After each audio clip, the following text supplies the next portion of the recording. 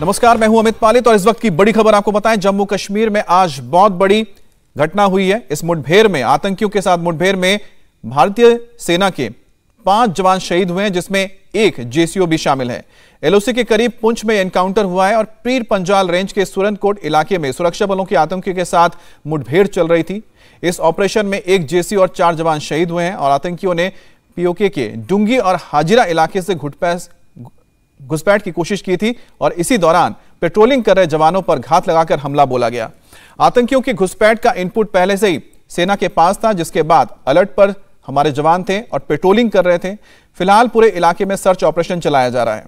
तो बड़ी खबर है कि राजौरी के सुरनकोट इलाके में मुठभेड़ में हमारे 5 जवान शहीद हुए हैं। हमारे साथ संवाददाता मनीष प्रसाद हैं। इसके अलावा बता दें, हमारे साथ 2 गेस्ट भी हमारे जुड़े हुए हैं। Lieutenant general retired Sanjay Kulkarni हमारे साथ हैं। सर, आपका स्वागत है। और major general retired AK Siwach भी हमारे साथ हैं। इनसे भी हम बात करेंगे, लेकिन सबसे पहले मनीष के पास जाते हैं। मनीष, आपके पास ताजा अपडेट क्या है? अमित, सबसे पहले इस पूरे जो एनकाउंटर का सीक्वेंस बताना जरूरी है। हाजीपीर और डुंगी का एरिया है पाकिस्तान का, जहां से इन्फिल्ट्रेशन हुई। फर्स्ट ईयर के बाद ये सेकंड ईयर में है। करीबन 2 किलोमीटर अंदर जाकर एंटी इन्फिल्ट्रेशन ऑब्स्टिकल सिस्टम के पास ये जो डीकेजी का एरिया है, डेरा की गली का, यहां पर एनकाउंटर स्टैब्लिश किया गया। मौसम खराब है और ऊपर की तरफ बर्फबारी शुरू हो चुकी है, इसीलिए इस एरिया को एक पैटर्न के तौर पर इन्फिल्ट्रेशन रूट का इस्तेमाल करते हुए आतंकियों ने घुसपैठ की। जो इनिशियल जानकारी है वो करीबन 3 से 4 आतंकियों की है। भारतीय सेना ने कॉन्टैक्ट स्टैब्लिश करने के बाद जो भारतीय सेना की फॉरवर्ड लोकेशन की टीम्स हैं, यूनिट्स हैं, उसके अलावा जो RR यूनिट है, उन्होंने एग्रेसिव ऑपरेशन लॉन्च किया। इसी बीच एक हाइडआउट के पास से पाकिस्तानी टेररिस्टों ने फायर किया और फायर करने के बाद एक जेसीओ समेत 4 जो कुल मिला के 5 जो जवान है वो किल्ड इन एक्शन यानी शहीद हुए। और फिर उसके बाद अभी भी ऑपरेशन जारी है। एक और जवान है जो बुरी तरीके से जख्मी है, जिसको हॉस्पिटल ले जाया गया है। उसके पैर पे गोली लगी है, वो हालत उसकी हालांकि स्टेबल है। ये जो एरिया है डीकेजी का, ये डीकेजी का कनेक्टिंग एरिया जो पीर की गली और उसके बाद ओल्ड मुगल रोड है, वहां से होते हुए ये सीधा सुपोर की तरफ पहुंचता है। तो इसीलिए ये एक फिक्स्ड पैटर्न रूट है और यहां पर पिछले 6 महीने में 3 अलग अलग एनकाउंटर्स हुए, जिसमें 4 से 5 आतंकियों को भारतीय सेना की RR यूनिट और साथ में फॉरवर्ड लोकेशन पर डिप्लॉयड यूनिट है, उन्होंने मार गिराया। और एक बार फिर से ये पाकिस्तानी टेररिस्ट जहां पे सीज फायर है, तो उसके साथ साथ जो पाकिस्तान की फॉरवर्ड लोकेशन है उसके जरिए इन्होंने ISI की मदद से, जो क्योंकि हमें इस बात की भी जानकारी मिली कि ISI का जो रेप था, यानी ISI का एक जेसीओ रैंक ऑफिसर, वो इनको बाहर तक छोड़ने आया था AIOS के पास और फिर उसी ने घुसपैठ करवाई। और उसके साथ साथ इसको इस लेयर में जाकर ओवरग्राउंड वर्कर से मिलाप करना था और फिर उसके बाद ये वाइटल इंस्टॉलेशंस और जो फॉरवर्ड लोकेशंस है वहां जाना था। इनके पास से हथियार बरामद हुए हैं और इसीलिए अभी भी ऑपरेशन जारी है, क्योंकि एक जगह से ये दूसरी जगह भाग रहे हैं। और आपने बहुत ही डिटेल में चेन ऑफ सीक्वेंस सारी चीजें आपने बता दी उसमें, लेकिन आपने सबसे अहम बात ये बताई है कि हमारे पास पहले से इसके इनपुट थे, जिसकी वजह से पहले ही यहां पर एक तरह से पेट्रोलिंग पार्टियां मौजूद थी जो गश्त लगा रही थी इलाके में। शिवाज सर, सबसे पहली बात यह है कि अगर हमें पहले से ही पता था, हमारे पास इनपुट थे, उसके बावजूद जब इस तरह की कैजुअलिटी होती है तो क्या वजह रहती है? क्योंकि आप लोगों ने इसी तरह से ऑपरेशंस किए होंगे इलाकों में, क्या वजह रही कि हमारे इतने सारी कैजुअलिटी हो गई? देखो अमित, इसमें कोई शक नहीं, बल्कि मैंने तो ब्रिगेड कमांड की है लाइन ऑफ एक्चुअल कंट्रोल में, मच्छल सेक्टर में, नॉर्थ ऑफ कुपवाड़ा। मगर होता क्या है कि ये ऐसे इलाके बहुत पहाड़ी हैं, बहुत ज़्यादा उसके अंदर फॉरेस्ट है और बर्फ़ भी पड़ जाती है। तो पहली बात तो ये सोचना कि काउंटर इन्फिल्ट्रेशन आपका बढ़ा दिया आपने लाइन ऑफ कंट्रोल पे LC फैंस, तो उससे कोई भी नहीं आ पाएगा, वो एक गलत धारणा है। क्योंकि LC फैंस को भी जो पाकिस्तान के टेररिस्ट, उनको ट्रेनिंग दी जाती है किस प्रकार से उसको एड्रेस करना है। दूसरी बात यह है कि हम नहीं चाहते कि हम की कैजुअलिटी हो, मगर कई बार ऐसा हो जाता है कि जहां पर मुठभेड़ में अपनी कैजुअलिटी हो जाती है, ये दुर्भाग्य वाली बात है।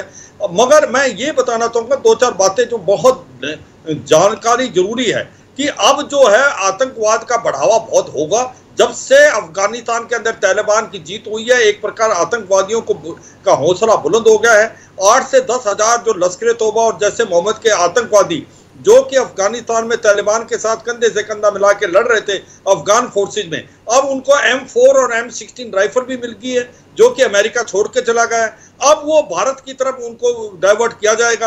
आप अगर अपना ध्यान ले जाएं 1990 में, उस टाइम भी जब सोवियत यूनियन विड्रॉ किया था अफगानिस्तान में, तो वहां से मुजाहिदीन स्टिंगर मिसाइल लेके भारत के जम्मू कश्मीर में आए थे और तभी मिलिटेंसी और टेररिज्म का दौर स्टार्ट हुआ था। तो अब क्या है कि ये सारे लॉन्च पैड बने हुए हैं, अभी पाकिस्तान की जो डीप स्टेट है, आर्मी है, इनको पंप करना चाहेगी भारत के जम्मू और कश्मीर में। तो ये एक हमारे लिए बहुत बड़ी चुनौती है। हमारा काउंटर इन्फिल्ट्रेशन ग्रिड और होगा। इनमें दो और बातें हैं। एक तो ये बहुत ज्यादा ट्रेंड है क्योंकि अफगानिस्तान में लड़के आए हैं और एक तो इनका मोटिवेशन हाई है, और तीसरा इनके पास अच्छे हथियार हैं। तो ऐसे में मुझे लगता है अपनी भी रणनीति को हमें रिफाइन करना पड़ेगा। आने वाली जो सर्दियां हैं वो गर्म होंगी और बहुत ज्यादा अटैक्स होंगी इस साल आपके विंटर्स के अंदर भी, चाहे वो बर्फ पड़ जाए। क्योंकि दूसरा एक और बड़ा शक और डर है कि इस्लामिक स्टेट, खोरासान और अल कायदा भी काफी सक्रिय हो गया है अफगानिस्तान में। अल कायदा तो ज्यादातर रहेगा जम्मू और कश्मीर की तरफ। सर, आपने बहुत इंपॉर्टेंट पॉइंट उठाया है कि जो अफगानिस्तान में जो हालात बदले हैं उसका एक इंपैक्ट हो सकता है जो हमें इस वक्त नजर आ सकता है आने वाले दिनों में कश्मीर में। कुलकर्णी सर, आपको क्या लगता है जो आज इतनी बड़ी कैजुअलिटी हुई है, क्योंकि हम जरा टेक्निकली समझना भी चाह रहे हैं, क्योंकि आप इसको बता पाएंगे, क्योंकि नॉर्मली इस तरह की वजह क्या होती है जब इतनी बड़ी कैजुअलिटी हो जाती है? क्योंकि हमारे जो जवान हैं बहुत अच्छे इक्विप्ड हैं, उनके पास भी अच्छे हथियार हैं, उनके पास भी सर्विलेंस की अच्छी चीजें मौजूद हैं, लेकिन उसके बाद अगर इस तरह की कैजुअलिटी होती है तो लोगों के दिमाग में बात आती है आखिर ऐसा कैसे हो गया? अमित, ये तो बहुत ही दुखद घटना है, इसमें कोई शक नहीं है कि इस तरह की कैजुअलिटीज होना, और खासकर एक JCO 4 जवान मारे गए हैं, एक क्रिटिकली इल है, तो ये कार्रवाई मतलब बहुत ही दुखद, इसमें कोई शक नहीं। लेकिन अगर आप इलाका देखें, जैसे जनरल सिवाज बता रहे थे, वो बहुत ही फॉरेस्टेड एरिया है, मौसम बहुत खराब है, वहां पे इन्फिल्ट्रेशन बहुत बार होता है। ये इन्फिल्ट्रेशन अब LOC के ऊपर नहीं, थोड़ा अंदर है, नॉर्थ ऑफ पीर पंजाल से साउथ ऑफ पीर पंजाल, इस तरह के ऑपरेशन है। BG का एरिया, सूरनकोट का एरिया, हिल काका का एरिया, यहाँ पे पहले भी हम लोगों ने 50 से 60 मिलिटेंट्स मारे हुए हैं। ये इलाका वाकई एक ऐसा इलाका है जो अब पाकिस्तान जो है, क्योंकि लॉन्च पैड के मिलिटेंट्स हैं, उन्होंने इन्फिल्ट्रेशन करने की कोशिश की इससे पहले कि मौसम खराब हो जाए किसी तरीके से। अब सिर्फ श्रीनगर ही नहीं, श्रीनगर में अगर आप देखें जो स्ट्रैटेजी है सॉफ्ट टारगेट, यानी सिक्योरिटी फोर्सेस को आप टारगेट ना करके सिविलियंस को टारगेट कर रहे हैं वहां पे, चाहे वो मुस्लिम्स हैं, चाहे हिंदू हैं, चाहे सिख हैं, उनको वहां पे दहशतगर्दी फैलाने की कोशिश कर रहे हैं। तो पाकिस्तान बौखला गया है इधर। चाहे सीजफायर जरूर है, जैसे अमित आपने कहा, सीजफायर होने के बावजूद भी इस तरह की हरकतें होंगी। और जैसे जनरल सिवाज ने कहा, ये अब जब अफगानिस्तान में जितने अफगान फाइटर्स हैं, चाहे 10,000 से 15,000 के आसपास खाली बैठे हुए हैं, और आपने देखा हाफिज सईद कैसे बरादार से मिलने के लिए तुरंत गया, किस तरीके से जश्न मनाया गया POK के अंदर अफगानिस्तान में होने के बाद, ये सब इस बात को जाहिर करता है। हम लोगों को मालूम है, ये नहीं हम कह सकते कि हमें मालूम नहीं क्या होने वाला है, हम सब तैयार हैं, पर इस तरह की घटनाएं हो सकती है। ये एम्बुश करने के लिए गए, सर्च करने के लिए, और खुद ही एम्बुश हो गए, क्योंकि ऐसे इलाके में जहाँ 5 फुट से 6 फुट कई बार बिल्कुल कुछ नहीं नजर आता है। हो सकता है कहीं थोड़ा बहुत ये हो गया होगा इधर उधर की कौन से इलाके में आ रहे हैं, क्योंकि इनपुट तो है, पर लेकिन ये कहना कि इस तरह की घटनाएं होनी नहीं चाहिए, इसमें कोई शक नहीं है। इस तरह की घटनाओं से बचना है, ये बहुत निहायत जरूरी है। और खासकर जब इनपुट्स आ रहे हैं कि यहाँ से ये इनका ट्रैवल का रूट है, इधर आने का इनकी अंदेशा है, तो जरूर सतर्क रहने का वो हमारी जिम्मेवारी है। लेकिन इस तरह की घटनाएं ये कहना कि होएंगी नहीं कभी, नहीं, ऐसे नहीं है, हो सकता है इक्का दुक्का घटनाएं हो जाए।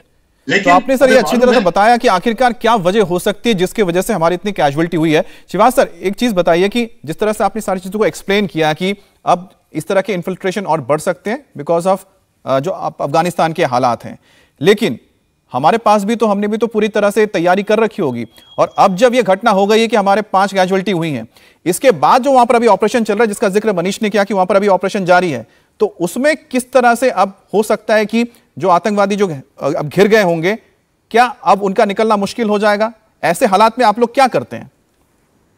बिल्कुल, देखो अमित, इसमें तो कोई शक नहीं कि ये जो 4 से 5 आतंकवादी हैं उनको तो जरूर मार गिराया जाएगा, उसमें टाइम लगेगा, इसको सोच समझ के करेंगे, क्योंकि अपने ऊपर एक बैकफुट हो गए हम। 4 से 5 कैजुअलिटी होना, एक JCO 4 अदर रैंक, तो एक प्रकार से थोड़ा मोरल डाउन हो जाता है। मगर भारत की फौज एक वेल ट्रेन है, वेल मोटिवेटेड है, और सोच समझ के चलेगी। मुझे लगता है अगले 2-3 दिन में ये जो 4 से 5 आतंकवादी आए थे उनको ढेर कर दिया जाएगा, इसमें कोई शक और सवाल नहीं।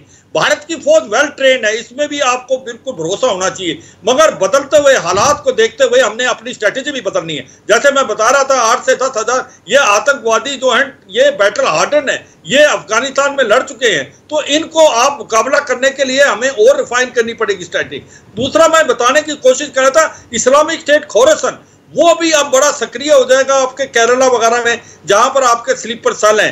तो ओवरऑल अभी जो आपका फेस्टिवल सीजन है उसके अंदर भी आतंकवाद की घटनाएं हिंडरलैंड में हो सकता है, और आतंकवाद के इन्फिल्ट्रेशन की घटनाएं जम्मू और कश्मीर में होगी। और मुझे लगता है ये सीज फायर जो है वो ज्यादा देर रुकने वाला नहीं है, भारत ही उसको उठा सकता है या पाकिस्तान इनको इन्फिल्ट्रेट करने के साथ अपना सीज फायर तोड़ेगा, क्योंकि उसमें कवरिंग फायर देगा। तो ये जो सीज फायर था ये एक प्लॉय था।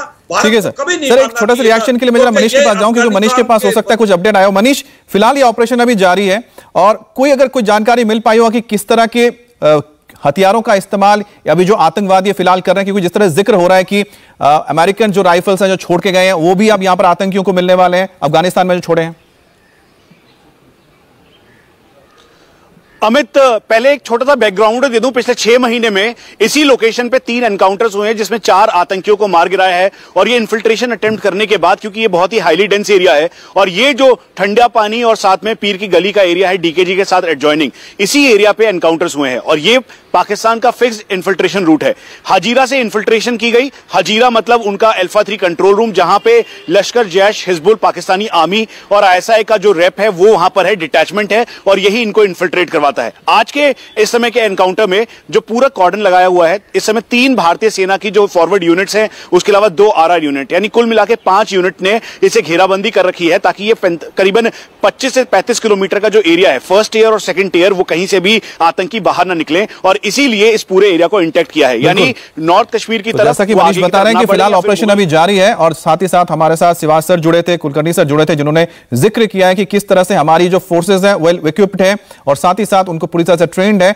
और जो आतंकवादी ने यह अंजाम दिया है, इस तरह की घटना को अंजाम दिया है, वो बचकर निकल नहीं सकते हैं, क्योंकि कॉर्डन लग चुका है, और कुछ ही दिनों के अंदर, हो सकता है कुछ ही घंटों के अंदर भी उनको ढेर किया जा सकता है। बहुत बहुत शुक्रिया आप सभी का सर। इंडिया टीवी हर वक्त हर जगह डाउनलोड करने के लिए सर्च करें India TV news Google play store या ऐप स्टोर पर।